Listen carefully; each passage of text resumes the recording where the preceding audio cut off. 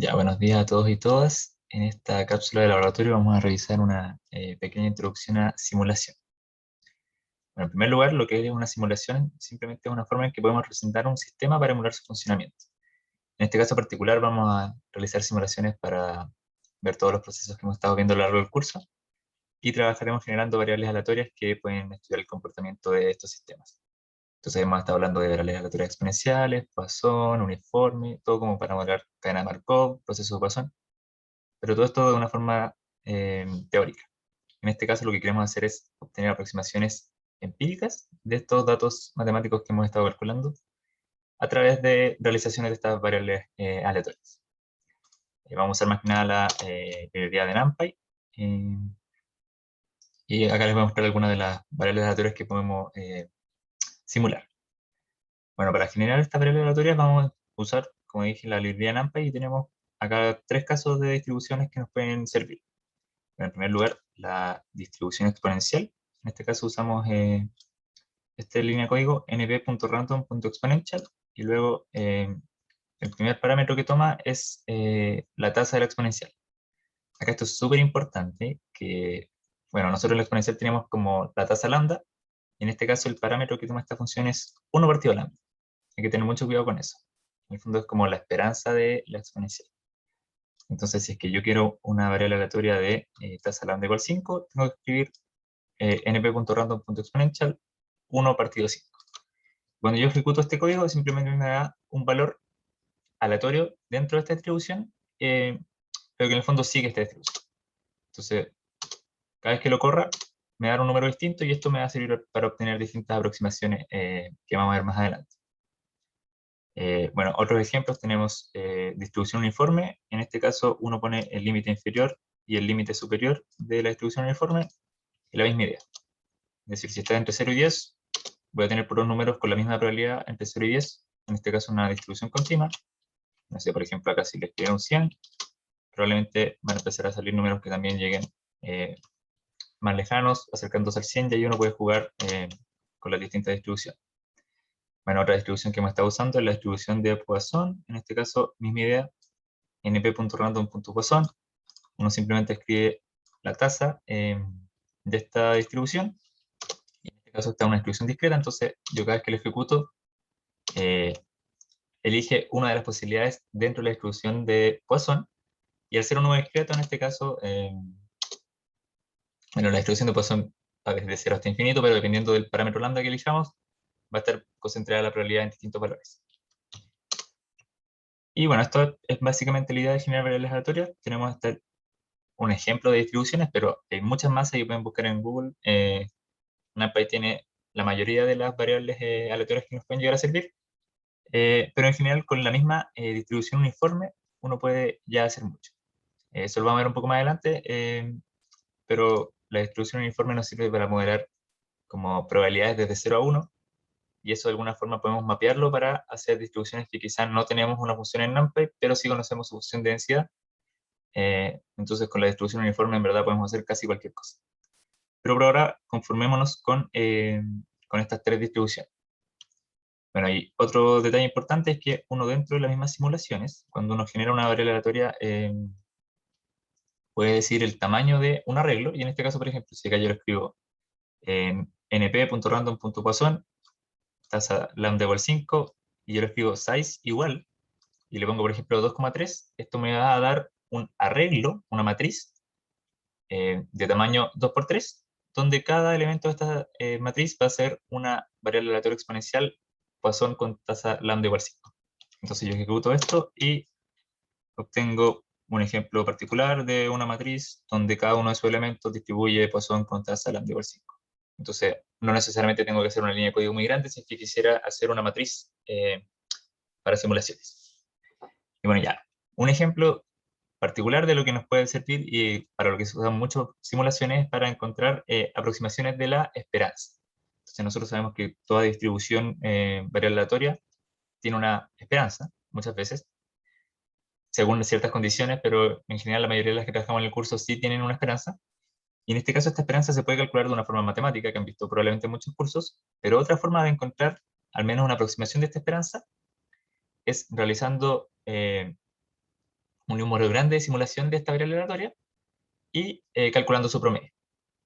Y esto, cuando n tiende a infinito, es decir, entre más simulaciones tengamos, nos vamos a acercar cada vez a la esperanza teórica. Entonces, bueno, eso es como la parte ahí que significa esto, lo vamos a ver llevado a la práctica, vamos a trabajar con esta misma distribución exponencial. Entonces, en este caso tenemos, por ejemplo, sabemos que una distribución exponencial de tasa lambda tiene esperanza igual 1 partido lambda, y en este caso vamos a pensar simplemente porque sí, una tasa lambda igual 10, que en el fondo esperaríamos que la esperanza sea 0.1. Y vamos a ver qué pasa si es que hacemos 100 simulaciones de una variable aleatoria exponencial con esta tasa, y calculamos su promedio, y vamos a ver qué pasa. Entonces, en este caso, bueno, voy a crear una lista, simulaciones, una lista vacía, y voy a crear acá un ciclo for. Bueno, hay varias formas de hacer esto. Esta es una que es un poco más ilustrativa. De hecho, acá esto es como las 100 simulaciones. ¿Bien? Y para cada una de estas iteraciones a esta lista le voy a agregar el resultado de la simulación, simplemente. Entonces, simulaciones.append, y le agrego una realización de la variable aleatoria. Una vez transcurridas las 100 iteraciones de este ciclo for, yo le calculo el promedio con esto lo habíamos visto en un laboratorio más anterior, el laboratorio de NumPy, simplemente con la función np.min, yo puedo encontrar el promedio de todos los valores de la lista, en este caso de simulaciones, y yo ejecuto esto, y bueno, cada vez va a dar un número distinto, y si se fijan, se aproxima decentemente bien a 0.1. En este caso nos dio 0.092. Es decir, hay un error como de 0.008 aproximadamente. Ahora, si es que yo aumento el número de simulaciones, ¿qué debería pasar? En este caso, por ejemplo, yo en vez de trabajar con 100 simulaciones, acá voy a trabajar con 1000 simulaciones. Bueno, es la misma línea de código, solamente que ahora en vez de n igual 100, vamos a hacerlo con n igual 1000.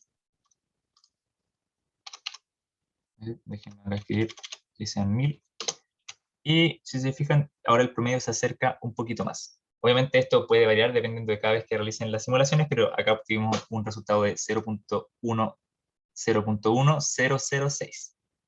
Es decir, un error mucho menor que en el caso anterior. O sea, antes teníamos 0.092, que está cerca del 0.1, pero no tanto. En este caso ya prácticamente estamos mucho más cerca. Y cada vez que corramos esto, probablemente, en el caso con n igual 1000, se va a aproximar mucho al 0.1. Y en el caso en que tenemos n igual 100, probablemente el resultado va a ser un poquito más variable.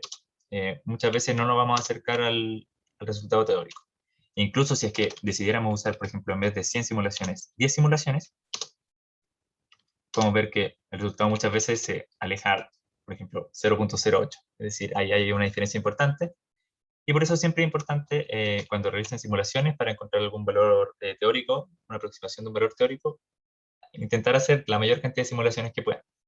Obviamente y esto ya escapa un poco del propósito del curso, pero muchas veces depende de la capacidad computacional del algoritmo que estemos programando. Entonces, siempre está ese trade-off, costo-oportunidad si queremos, entre eh, lo bueno que es la aproximación que estamos haciendo con simulaciones y el tiempo computacional que esto demora. Y bueno, ahora como para llevar un poco a la práctica estos casos, unas simulaciones quizás un poco más, cosas un poco más como complejas, vamos a ver dos casos y veamos si podemos obtener estos valores teóricos. Entonces vamos a partir con un caso que deben haber visto en clase, de hecho lo hemos visto con procesos de Poisson, que es la carrera de exponenciales. Entonces, bueno, parte de la carrera exponencial simplemente es que tenemos dos variables aleatorias exponenciales, x1 y x2, cada uno con tasas distintas, en este caso independientes, lambda 1, lambda sub 2, y nosotros tenemos este resultado que deben haber demostrado en clase, que la probabilidad de que la variable aleatoria exponencial x1 sea menor o igual a x2 es igual a este corcho de acá, lambda 1 partido de la suma de las tasas. Esto se demostró en clase, escapa en este caso de lo que vamos a hacer en este laboratorio, pero la gracia es que vamos a ver si con simulaciones podemos obtener una aproximación de este resultado. Es decir, yo podría quizá no haber calculado nunca esto, porque no sé, no soy capaz de calcularlo. No sé cómo derivar esta expresión matemática, pero sí sé cómo programar una variable aleatoria exponencial x1, una variable aleatoria exponencial x2, y ver cuándo x1 es menor o igual a x2. Entonces, la idea que vamos a hacer, en este caso, Vamos a trabajar con lambda 1 igual 1, lambda 2 igual 2, y bueno, si es que uno calcula la probabilidad, te quedaría 1 partido 1 más 2, un tercio. Lo que vamos a hacer es simular estos escenarios en que ya, yo obtengo una realización de x1, una realización de x2, y veo si x1 es menor o igual a x2. Si es que esto se cumple, yo ese caso lo cuento como un escenario favorable, si quieren, y si es que no se cumple, no lo cuento como un escenario favorable. Y finalmente, para encontrar la probabilidad, simplemente voy a hacer la clásica forma de probabilidades, casos favorables partidos casos totales. O sea, la cantidad de simulaciones va a ser va a estar abajo, o sea, vamos a tener cantidad de simulaciones y sobre eso vamos a tener la cantidad de casos en los que efectivamente se cumplió lo que estábamos buscando. Ya, entonces, fuera ahí de tanta cháchara, pasamos al código y tenemos la misma idea que antes. O sea, creamos una lista vacía para obtener las simulaciones, si quieren. Y vamos a hacer en este caso 10.000 simulaciones, porque sí, porque es un número. Y igual, o pongámosle 100.000 quizá, veamos si nos corre con 100.000. Y bueno, para cada simulación voy a obtener un resultado de este x1, modelado como np.random exponential, 1 partido 1. Esto siempre es importante que tengan cuidado con sobre todo esta función de NumPy, que la tasa lambda es 1 partido la tasa, eh, para que ahí no se confundan, porque uno esperaría que fuera la tasa, pero por alguna razón NumPy funciona así. Y el segundo caso en que tenemos lambda igual 2, entonces x2 igual nb.random.exponential 1 partido 2. Bueno, vamos a ver si es que efectivamente x1 es menor o igual que x2, y en esos casos vamos a agregar un 1 a la lista. Si quieren pueden pensar que agregar un 1 significa que estamos contando un caso favorable. Si es que esto no se cumple, vamos a agregar un 0, que en el fondo es como no estamos contando un caso favorable. Y luego simplemente, como vamos a tener el largo de la lista, el total de las 100.000 simulaciones, simplemente vamos a calcular el promedio de esta lista en que estamos simplemente añadiendo unos y ceros. Entonces el promedio entre esta lista en que añadimos unos y ceros va a ser la aproximación de esta probabilidad que estamos buscando.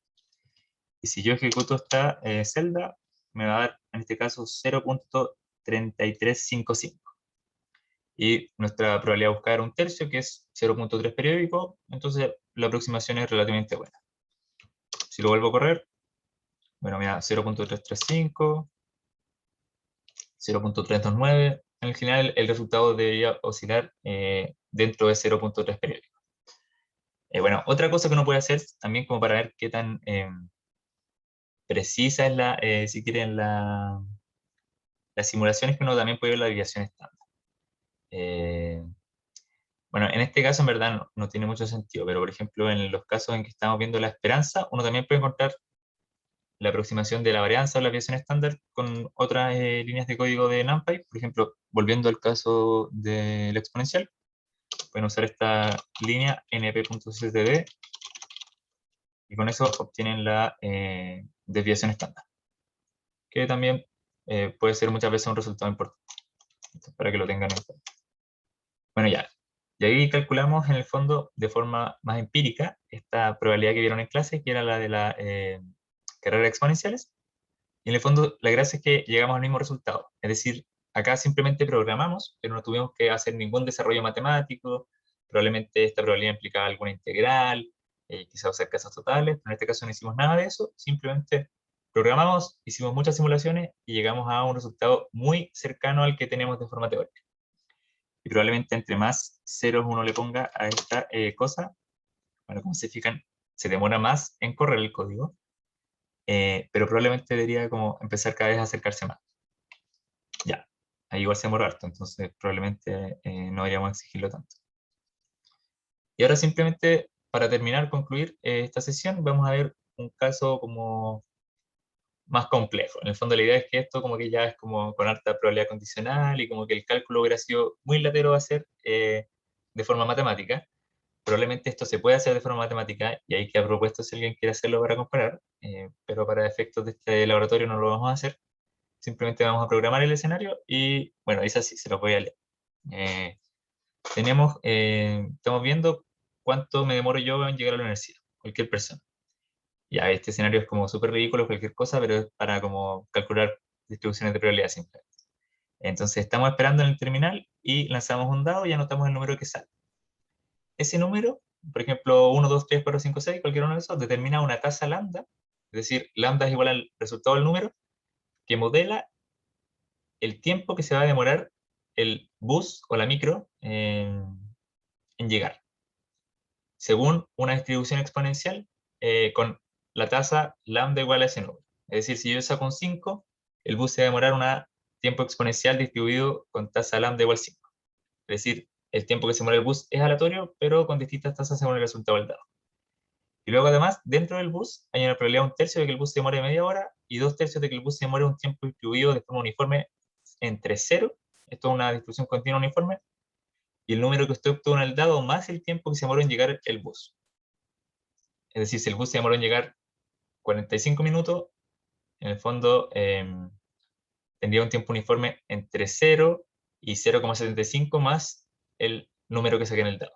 Es decir, como un desarrollo más o menos complejo, o sea, probablemente igual se puede hacer, pero tiene como metidas algunas distribuciones condicionales, porque dependiendo de cuánto se demora el bus, afecta cuánto se va a demorar después el viaje, y puede ser un poco como latero o complejo calcular matemáticamente.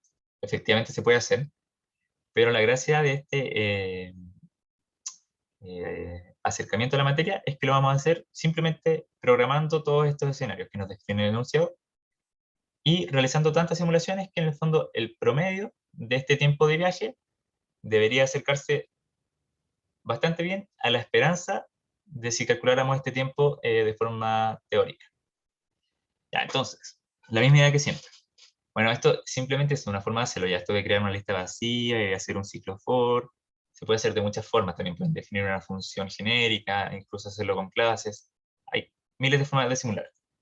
Lo único importante de simular es que siempre estén considerando varios casos aleatorios distintos. ¿Sí? Esa es como la parte importante. Porque al hacer eso, en el fondo lo que están haciendo es, entre más casos, ya hay por cosas de la ley de los grandes números y de simulación de Monte Carlo, si quieren, como que hay algunas demostraciones de por qué esto se aproxima a la esperanza, por ejemplo. Pero la gracia es que, como la teoría nos dice que entre el n tiende a infinito, la esperanza o sea, el promedio tiende a la esperanza, siempre es bueno como considerar cada vez n más grandes dentro de lo que vamos a hacer. Bueno, y en este caso particular, eh, tengo acá modelado el problema. Eh, bueno, partimos tirando el dado, entonces acá usamos una función que no habíamos visto que es nb.random.randint, que lo que hace es elegir un número aleatorio con igual probabilidad entre 1 y 7 menos 1, ¿ya? El segundo argumento de esta función no es inclusivo, es decir, esto va desde 1 hasta 6. Entonces, si quieren, podemos escribir esto como 6 más 1 para que quede más claro. Bueno, luego, este es el número que sale en el dado, entonces yo luego el tiempo en que llega el bus lo voy a modelar como una variable aleatoria exponencial con tasa igual al número que sale en el dado, en este caso 1 partido del dado porque la función de NumPy de la tasa exponencial ocupa 1 partido de la tasa. Entonces siempre acuérdense de escribirlo así. Bueno, luego esto es para la probabilidad. Bueno, nos dicen que hay una probabilidad 1/3 de que el bus se demore media hora y 2/3 que el bus se demore un tiempo entre uniforme, bla, bla, bla. Acá usamos otra función que no me hemos visto, que es nb.random.random, que esto simplemente me da una uniforme entre 0 y 1. Es una forma más expedita de escribir. Y la gracia de escribir una variable uniforme entre 0 y 1 es que yo puedo pensar que por la forma en que está construida la densidad del uniforme, si yo estoy buscando una probabilidad, no sé, 1/3, simplemente puedo ejecutar esta variable y ver si esto es menor a 1/3, porque yo sé que eso va a ocurrir en 1/3 de los casos. Y también puedo ver si es que es mayor a 2/3, perdón, mayor a 1/3, que es el resto de los 2/3 de probabilidad, que serían los 2/3 restantes. Entonces, con la uniforme, ustedes pueden modelar una probabilidad así genérica. No sé, tengo el caso 1/2, 1/4 y 1/2. Yo eso de alguna forma podría verlo con la uniforme. Bueno, y hay hartas cosas que se pueden hacer con la uniforme, así que les recomiendo ahí como tener en cuenta que existe esta función, porque puede ser útil para varios escenarios. Pero ahora simplemente lo vamos a usar para calcular esta probabilidad, es decir, esta es como una realización de la probabilidad, si quieren. Y si es que esto es menor a 1/3, consideramos el caso de 1/3, que era que el bus se demora media hora, y ahí el tiempo de viaje del bus va a ser media hora, y como está en horas, escribimos 0.5, porque estamos como midiendo todo en horas. Y luego tenemos el caso contrario, en que P fue mayor a 1/3. Y en ese caso, bueno, el tiempo del viaje del bus distribuye de esta forma que es súper rara, que es una variable uniforme entre 0 y el valor del dado más el tiempo que se demoró en llegar el bus. Finalmente, el tiempo total va a ser la suma de este tiempo en que llegó el bus, o sea, el tiempo que estuve esperando en el terminal, y el tiempo que estuve viajando en el bus. Y esto va a ser el resultado de una simulación particular, entonces esto lo vamos a agregar a la lista y lo vamos a hacer estas 10.000 veces, y una vez que corremos esto las 10.000 veces, este ciclo for, obtenemos el promedio de todos estos tiempos de viaje, que van a ser probablemente todos muy distintos, y acá podemos obtener el promedio. En este caso, en promedio me debería demorar 1.87 horas. Esa sería como la esperanza del tiempo de viaje a la universidad de este alumno. Y si uno, por ejemplo, acá, no sé, podríamos ver las primeras quizá 10 simulaciones, como que si se fijan existen muchos casos. O sea, por ejemplo, una de las simulaciones se demoró solamente 0.24 horas. Entonces, yo podría correr esto una vez y me da, me demoré 0.24 horas, es súper corto el viaje, pero en verdad, yo cuando ya corrí esto 10.000 veces y obtuve el promedio, me di cuenta que en verdad el valor esperado es 1.87 horas. Entonces, como que acá hay muchos valores muy distintos, eh, que probablemente no me... por eso cuando el n es tan chico no es tan confiable en la esperanza, porque pueden existir, esta distribución puede ser muy dispersa, y puedo demorarme 5 horas, 10 horas, 10 minutos, pero en promedio, cuando yo hago que el n tiende a infinito, me va a demorar 1.878 horas. Bueno, y con eso terminamos el último ejemplo que íbamos a ver. Y eso, probablemente voy a quizá dejar como algún ejercicio propuesto. Este collab se lo voy a dejar en el link del video que está en YouTube, o sea, en el link de este mismo video. Y voy a, durante la semana, agregar un ejercicio propuesto ahí para que puedan como resolver y llevar a práctica los aprendizajes. Y bueno, como siempre, pues, si tienen cualquier duda, pueden escribir a cualquiera de los 3 ayudantes del laboratorio, que vamos a estar ahí pendientes de esta segunda parte, si quieren, de los laboratorios, que va a ser un poco más enfocada a simulaciones, cadenas de Markov, ya como una parte más ajena a lo que fue programación dinámica, y empezar a aplicar un poco como todo lo que hemos estado viendo. Así que eso, mucho éxito con el estudio y nos vemos.